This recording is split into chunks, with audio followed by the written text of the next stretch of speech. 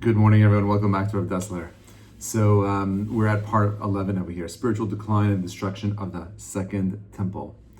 When the Jewish people returned from the land of Israel after their Babylonian exile, they were still subjugated to the Persian Empire, meaning like they had their freedom, but they were still very much under the influence of the people that conquered them. They just had the right to go back, but still Jerusalem was a vassal, a servant almost to the Persian Empire.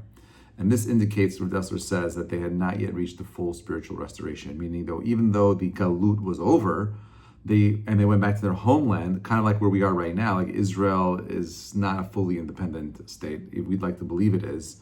But at the end of the day, America has so much power and the world has so much power and sway over Israel. Without America, Israel would, I don't see it being a viable country. It is a vassal to America in the same way that Israel, after the destruction of the first temple, when they were building the second temple, given by the authority of King Cyrus to rebuild the second temple, during that time period, even though they were free to go back home, they were still under the domain of the Persians, and therefore, Rav Dessler is saying that they were still spiritual work that had to be done. They weren't fully out of Galut. And so Rav Dessler continues, says, although they built the temple, they had already descended from the level of prophecy. We know that after the destruction of the first temple, prophecy was lost. And an open spiritual phenomenon like divine fire and prophecy present in the first temple were no longer found in the second. All that remained for them was this Torah. That's all that they had. Meaning, in the first Beit Hamikdash, you literally saw fire coming down from heaven in the Mikdash. You saw these phenomenal miracles that were happening.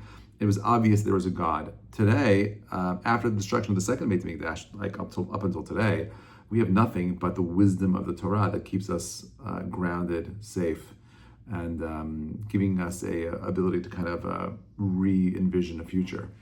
To preserve it, the men of the Great Assembly, the Anshe Knesset Geulah, strengthened the observance of Torah, instituting safeguards, decrees, and expanded the Torah study by increasing the number of disciples. So it was no longer just a ethnic, cultural kind of Judaism. This was more of we have to really become the Mamlechet Kohanim. We have to become the kingdom of priests, or the Goyim. And the way we do that is through developing an intellectual understanding of what God is and what God wants through His mitzvot. After we were exiled with the Babylonians and we lost prophecy, we went through the Greek exile.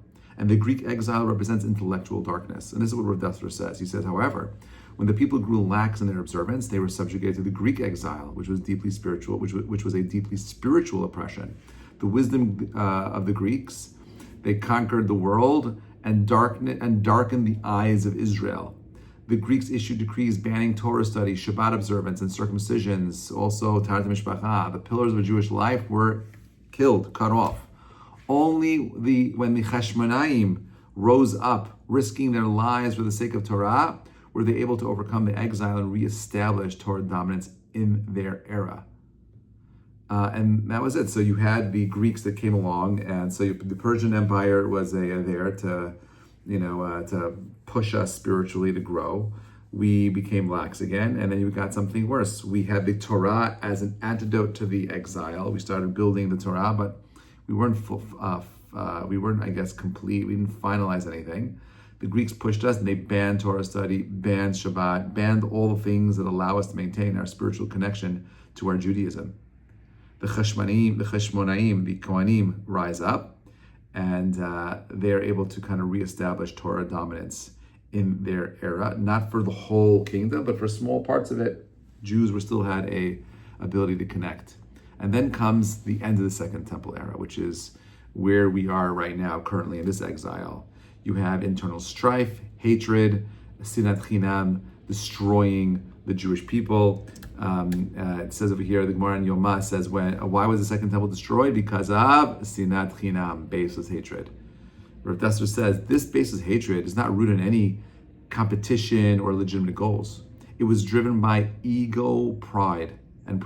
People sought absolute control, and their pride led to a deep intolerance and the inability to tolerate the mere existence of others. I can't even begin to tell you, Sinat Chinam inability to respect you as a human being, my inability to see you as a person. And then you have chutzpah and the loss of shame. From the root of pride comes chutzpah, the brazen sinning without shame. As our sages said, Jerusalem was destroyed only because the people were no longer ashamed of one another. No busha. The Maharal in Nitivot Olam, he says something called Nitiv HaBusha, chapter 2 says, this is a quote, when a person sins and still feels ashamed in front of others, this shows he is not completely immersed in the sin. But when a person is no longer ashamed, it means that his entire being, both his actions, his mind, has rebelled against heaven. This maybe explain why in this week's Parsha, in Pinchas, why Zimri was punished the way he was punished, and why it was okay for Pinchas to do what he did, doing that so brazenly, openly, in front of everybody. When a person feels shame, it is because his conscience still senses that he is contradicting divine will. But when there is no shame, no regret, the person is completely hardened, and this is a sign of total spiritual destruction. Busha is everything, and you think about like today, these pride parades, everything that's happening in the world, we're very close to losing Busha.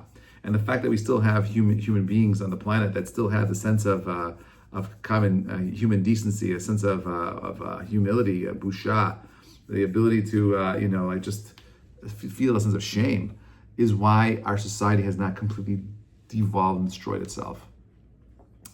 The role of pride in the temple's destruction. The people of that generation who lacked shame and were inflated with pride. Pride is a very interesting word. We talk about that today also, pride.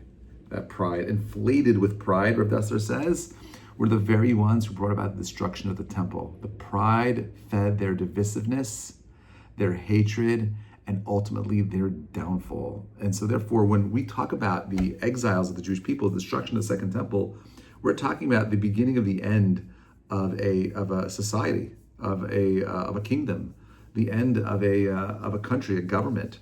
And it always happens exactly the same way. You have pride for a particular group. You have this sinat chinam, I hate another group, anti-Semitism.